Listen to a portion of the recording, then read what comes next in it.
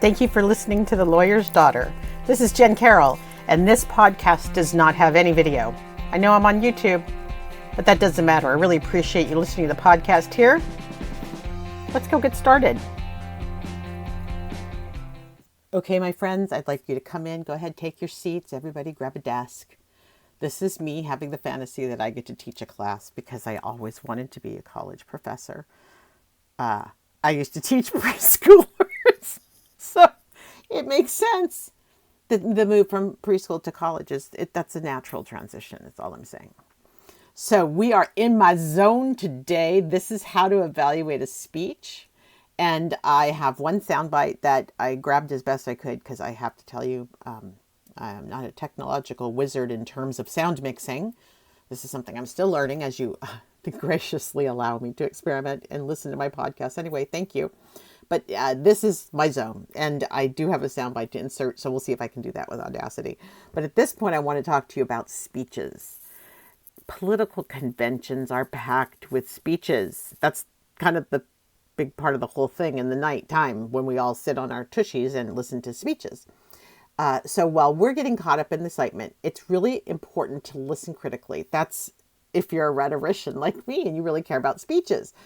So speeches aren't just about inspiring the crowd. They also are designed to communicate carefully crafted messages. So this is what I do. This is what I do in marketing, messaging all the time. What is it that we need to say that will influence, persuade, and motivate? All the time. That's what I ask. Will this influence, persuade, or motivate, depending on who I'm working for and what it is I'm trying to market? But you have to be able to know how to get to the essence of the message and know it's coming through loud and clear. And that's why I'm going to play you a sample in a couple minutes, because it's only a 1 minute soundbite. But in that 1 minute, Senator Reverend Warnock, or Reverend Senator Warnock, I've got to Google that, figure out the best way to say it. But I think because he's a reverend, cut through party lines, cut through everything, in my humble opinion. And in 1 minute, demonstrates some of the best rhetorical conventions you have available to you as a speech speaker, speaker, to deliver your message. So in this case, he delivers it so beautifully, and it's this last 1 minute of his longer speech. His whole speech was really good, but again, he's a reverend, so he really knows how to be an orator, as we would call it back in the Greek days, in the days of Aristotle and Socrates and Plato. Okay, so what I tried to do in this blog is just to help you become a more discerning listener. And by the end, I have a little checklist that I guess I'll put into a PDF or something. So if you wanted to print it out because you're really a nerd, you could. But it also makes it a nice little artifact. If anybody wanted to Google it and find it, you could find it. So I'll do that. It's a little checklist for how to listen. And being a good listener allows you to essentially make better decisions about your vote, spending money, whatever, as long as you can kind of see some of these techniques in place. And there's no reason you shouldn't be able to fall for a good speaker.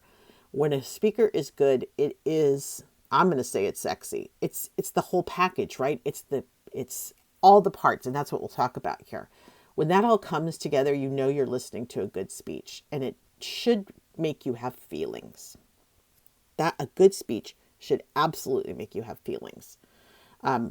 It's up to the speaker to decide what those feelings are, but ideally they want to move you emotionally. So if we go all the way back to, it was called Rhetoric 3, public speaking. I think Rhetoric 1 was group communication. I might have the number switched, but I was really unusual because I happen to like public speaking. I like one-to-many. That's even better to me than one-to-one. I really like one-to-many. Why? Because I'm totally safe. I can say whatever I want. And then I can, hide behind the great masses. It's much less intimate if you think about it in a weird way, unless you're a great speaker, and then it becomes slightly intimate because you connect with the speaker. So my roommate, Sandra, I'm looking at you, turned into a zombie in this class. We met in the dorms, but we actually were both in rhetoric. And Sandra's the opposite of me. She is the introvert. And so it's not her fault. She hated public speaking. And it turns out, I went and got these stats because it just always blows my mind. Studies suggest that up to 75% of people experience anxiety when it comes to public speaking. And that anxiety is going to operate on a continuum, people. So there's some people who get slightly nervous. And there's some people who absolutely can't function Sandra was close to that. Public speaking is one of the most common and significant fears people experience, and surveys have found that public speaking is among the most feared activities, ranking higher than death, spider, heights, and flying. Now, luckily, I think I'm only heights. Heights is one for me now, but it wasn't before, but it's become one in my later years. I don't know why. That's weird. Actually, I kind of do know why. 9/11 really messed me up. The heights and the 9/11, I think it wrote something in my brain. But let's not go there. Let's talk about the fundamentals. So when you're in Rhetoric 3, public speaking, which is, if you know anything about college classes, if it has a single digit, it is the most basic class. It's painfully basic, but it's important because they're teaching you stuff like this. So here's the kind of stuff they talk to us about in speech making that are some of the fundamentals. I took some out because I don't want to overburden this podcast, but these are straight out of the olden days of public speaking and still ring true. And there's been a lot of research done on speaking. So here's what we have as the fundamentals. First are the three, my favorite: ethos, pathos, and logos. And you're now already rolling your eyes going, really, we're going to speak Greek? That's how this is going to go? Yeah, sorry. There's a lot of Greek in rhetoric. But they're really the three modes of persuasion. So the way I think of it is ethos, your ethics. Ethos appeals to credibility. So if somebody has good ethos, you believe they're authentic, credible, they have character, those kind of things. Ethos, I often just remember it by ethics. Pathos is emotion. So the way I remember pathos is pathology, because what is somebody who's pathological? Highly emotional. So your pathos is emotion, and your logos, which this one's really easy because it's right next to the word logic. Logos is logic and reason. So if you're trying to appeal to people and using the three modes of persuasion, you do it using all three, but you bring your credibility, ethos, your emotions, pathos, and your logic and reason, logos. Your credibility speaks to who your character is. The emotions are how you're going to move your audience and connect with them on the same. You typically connect on the same emotional path. That's how you have good ethos as well, is if you can connect with someone on a pathos level. And then of course you need to have logos, logic and reason, because if you make an assertion, well, ideally, if you make an assertion, you need to support it with facts. That's how it works, or connect it to logical reasoning. And when we talked about how to be a low-key fact checker, one of the things I mentioned was about the hyperbole and ad hominem, all the kinds of techniques that are used to distract you. But in a good speech, it's ethos, pathos, and logos. The next thing is going to make a lot of sense if you think about the nature of an argument. The speech structure is crucial. So this is a lot like storytelling. This is why a lot of folks work with speech writers, because we're out here worrying about the story arcs, the mini arcs, the big arcs, recovering from something controversial, planting something controversial. That's all in your speech structure. So that's looking at everything you want to communicate, but then how can you tell it in a way that's the most compelling? This will make you laugh because we all had this in English 1A, no matter where you were on the planet, in high school, college, wherever. It's the thesis statement, and that is your main argument or purpose of the speech. So in debate, this is a big one to have your thesis statement. And then you usually have your hypothesis, which is the argument you're going to take. So think about when someone's talking to you, are you really clear what it is they're trying to get across to you? And it should be clear because they should say it at the beginning. They should hit on the theme a few times in their discussion, and then they should close by bringing you back to it. So that is a good organization of a speech, because people don't remember the words as well as they remember the feelings. So you really want to capture this in kind of story arcs so people can relate to it. You want to make sure that you understand your audience. There is nothing worse than giving a speech that is not calibrated to the audience. So this happens a lot in business. People come in and they think they're talking to executives, and they're talking to technical. Sorry, this is so about me and my life because it's Silicon Valley. But this happens a lot in business where the companies want to reach like the C-suite, but the reality is getting those meetings is really hard. So a lot of times they come in at a lower level. The problem is they don't calibrate their discussion for the lower level employees, who are then typically the ones who carry the water. If this is why it's so important to know your audience, because if you don't have the right people in the room, then you want them to take the message on home with them and get it to the people that need it, whether you're in business, whether you're in politics, wherever you are. So understanding your audience, their values, beliefs, and expectations is key. And then there's a ton of rhetorical devices. I'm not going to get you lost in this, but things like, these will sound familiar, right? Metaphors. This is going to a convention is like going to the airport. I don't know. That's more of a simile, which is the next one. Simile. I need a better metaphor. That's when you actually convert the whole thing into something else, where simile is something like something else. Then there's repetition. That one works great. That is a typical call and response approach, is to keep doing this thing where you have this repetition of a theme.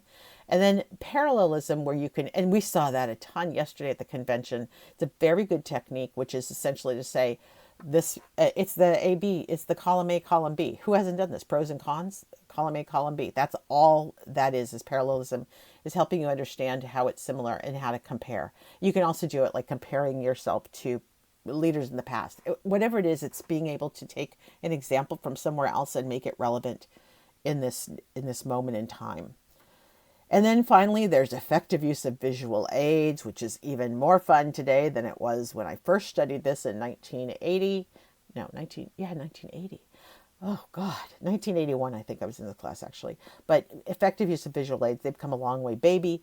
You have your delivery techniques, so there's voice modulation. At first I sounded like a lot of people last night were really yelling, and I get it, that hall was massive. But yelling into a microphone is not necessarily exactly what you want. There's a nuance, though, that you can come in and be high charged and make sure you're projecting. But you want to really watch how you're managing your voice modulation, your body language, your eye contact, how you're pacing, taking pauses, letting the crowd react. That's all important to a speech, no matter where you're giving the speech. And then finally, persuasive strategies are included, like our arguments, appealing to emotions. These all become the things I've just told you about: the visual aids, the rhetorical devices, delivery techniques. Those are all the metaphor. Dials on the mixer, where you can decide how much to dial something up or dial something down if they were mixing music. Look at that. I did a metaphor after all. All right. So just have that in the back of your head. And now I'm going to play you this clip from Reverend Senator Warnock. I need my neighbor's children to be okay so that my children will be okay. I need all of my neighbor's children to be okay. Poor inner city children in Atlanta and poor children of Appalachia. I need the poor children of Israel and the poor children of Gaza. I need Israelis and Palestinians. I need those in the Congo, those in Haiti, those in Ukraine. I need American children on both sides of the track to be okay. Because we are all God's children. And so let's stand together. Let's work together. Let's organize together. Let's pray together. Let's stand together. Let's heal the land. God bless you. Keep the faith. Wow. Do you see what he did there? He was able to just keep amping the room. He was appealing on the ethos, pathos, and logos front. His speech structure was incredibly important. He used repeat. He used body language. He used pacing. He used so many of the stylistic techniques that one does when they are a great orator. He knew his audience, and he managed to take it from something very personal and local, and in fact dialed it up to cover the whole world, which is, of course, when I just fell over in my chair going, oh my God, can you imagine all the children of the world having food? Like, can you imagine all the children of the world being safe? It just, that he got me. He got me. So I wanted to just give you that little sample, because to me, it's not about politics in that part of his speech. That's about values, and that's about moving people. And it's a really outstanding example of a killer. It's the end of his speech. His whole speech was really good if you want to go watch it. But it probably, I can't remember. I guess it was for sure political. It just felt like he was coming at this a little more broadly, which I really appreciated. All right. So when a speaker's doing this, here's what they've really got to do. First, they've got to make a powerful first impression. Their presence is everything. How the speaker carries themselves, the energy, the atmosphere in the room, and the tone. It's about connecting with the audience from the minute they walk onto the stage. And in the 2004 DNC speech, Barack Obama began, even as he began speaking, he had this calm demeanor, this confident stance, and his engagement with the crowd set the stage for what would become a career-defining moment. He had this all done before he even uttered a single word. It was his countenance and the way he carried himself. That is really a great thing to notice. If you're in the business world, you might see this very differently. Like a CEO, and I compared this to business because I think a lot of us are experienced in business and or at meetings where we look to our community leaders, our local leaders, any of that where you've had to deal with a leader.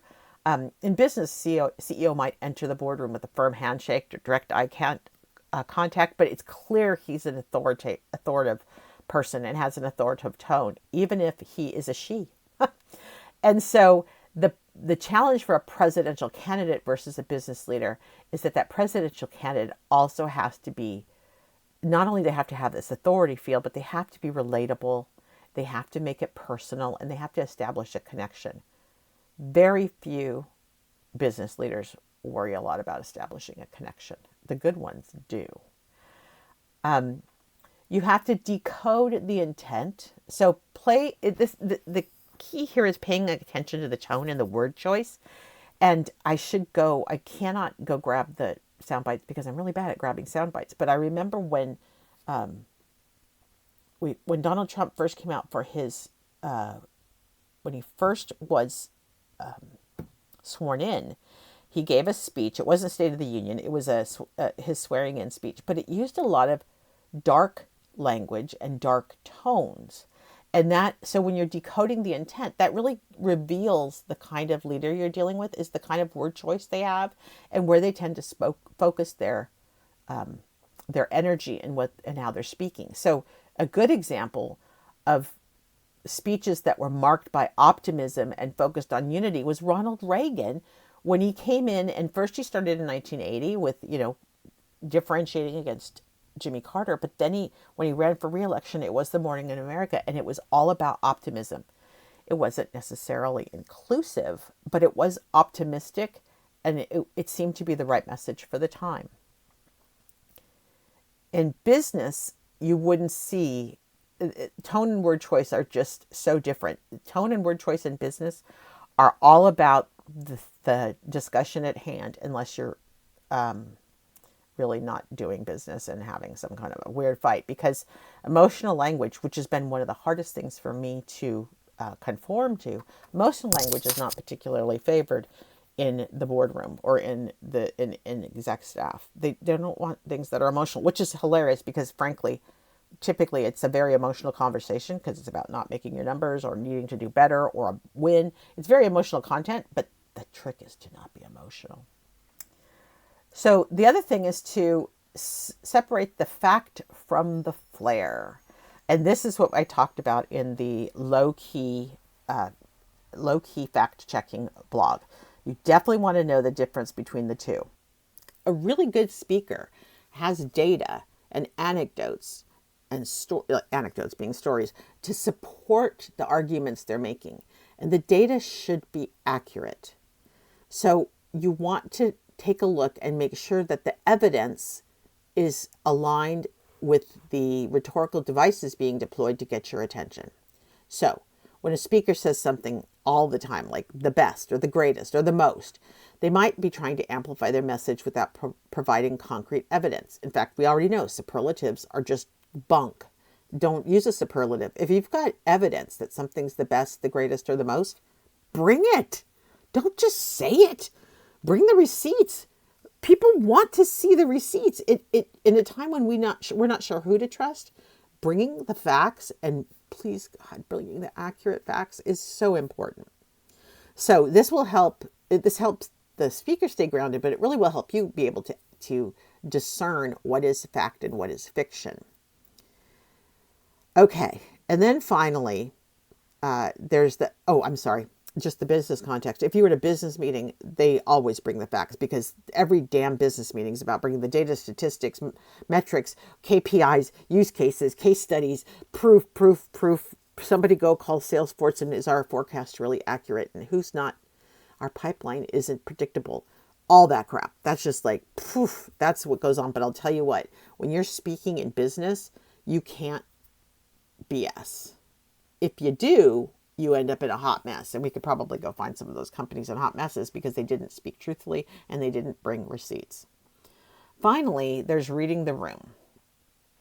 So the best speakers are in complete alignment with their audience. And I had to speak once at a analyst meeting, because Frost and Sullivan, I think it was, because my CEO got sick and I was in California and I could get there. And so I went and gave a presentation. And the hardest thing for me in that moment, because I'm pretty good at reading a room, was really getting the feel for who was there and how they were going to react to me. Because let's face it, I'm 5'2". I'm definitely not slender. And I'm a woman. And I was like, it was a total sausage fest. Can I say that? It was so many. There were so many men there because that's often what's at these analyst things, these analyst events, what functions. Anyway, sorry, not to take me back to my painful memories, but I quickly went in and used humor. I didn't know what else to do, but I thought I got to make this crowd laugh and decide that I'm going to be funny. And that is absolutely how I aligned with the audience and kind of cued them on how to react to my talk, which is I like laughter. If you get when I'm being silly or ironic or asinine and you laugh, I like that. And it means I've got you and you're with me. So you really want to be able, a good speaker really wants to read that crowd reaction and align with it. And it's interesting because the example that I kept coming back to when I was looking for people who had done that, it was absolutely Sarah Palin in 2008, who aligned with an audience of women whom the Republicans don't typically address very well. And she stood up and talked about, you know about us hockey moms, we're pit bulls and with lipstick. The thing is, what she pointed out is there's a lot of women out there who are ready to fight, and they're ready to fight for their kids. They're ready to fight for their families. And don't be confused about the role of women in our society. And that was at the Republican convention in 2008. And it really resonated with the audience. Now, out in the media and everybody did whatever they did. But the thing is, at that point, her job was to go in and make that audience come to life. And she did it. It's funny in business. The business leaders don't really care about how people are feeling other than when they're being held accountable, like with their shareholders. And then, the dancing begins. And they really do read their audience. Otherwise, in business, I would say audience, unless they're doing a professional speech to someone that has a real audience, their internal audience, they don't care. So it's just an interesting way to look at how speeches go and how talking goes and the differences in the context. So I have put together a checklist. It's got 5 categories. It asks you some questions. If you're interested in doing this, I will attach it to my blog post as a PDF. And it's your chance to just see some of these questions. And if you're listening in a way that's active this week, when you start to listen to these speeches, I personally would love to know some of your reactions to the speeches. You can message me on Facebook and Twitter and Threads. I'm active there and posting the podcast every day, so you can find me.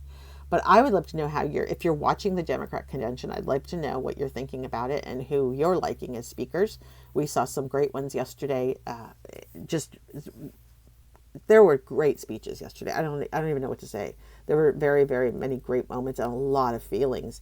But then, if I was in a different party, what you need to know about yesterday, if you're in a different party, is that it was kind of the historic side of the party, the old guard, but also showcasing some of the new guard. So that's some of what happens at the convention, is that you celebrate those who have gone before, which they did a great job of yesterday. And then you also connect it to the future with some of your party's bench, the depth that you have on the bench. I thought one of the most interesting things was how, and this is very different, is how Kamala personally, it seems, has really taken a stake of making sure people aren't forgotten during the convention. How she's showing up, where she's showing up, tells me she's got a heavy hand on this, or someone who totally understands her ethos, her ethics. I would say actually her ethos and her pathos, because it's understanding both what her values are and how she wants to connect. So I'm usually that assistant, and for my clients, I'm that person who has to figure these things out, because they're out in the light, and I'm behind the scenes going, crap, how do I make my person look better? That's my whole job, make people successful, right? I hope to do it with you too. I just feel like my life's purpose is helping other people be successful. So this checklist will help you listen, and you can use it on any kind of speaker anywhere. This isn't a party. This isn't about a party. This is about speaking. This is my rhetoric. This is my first one, and with all my silly little personal examples. But I hope that you get excited about speeches. Please nerd out with me, and we will see what breaks this evening in the convention. And for all the rest of you that aren't watching the convention, I look forward to talking to you tomorrow. Thank you for listening. Thank you for listening to today's podcast. Make sure you subscribe and rate, and I'll be back with another episode really soon.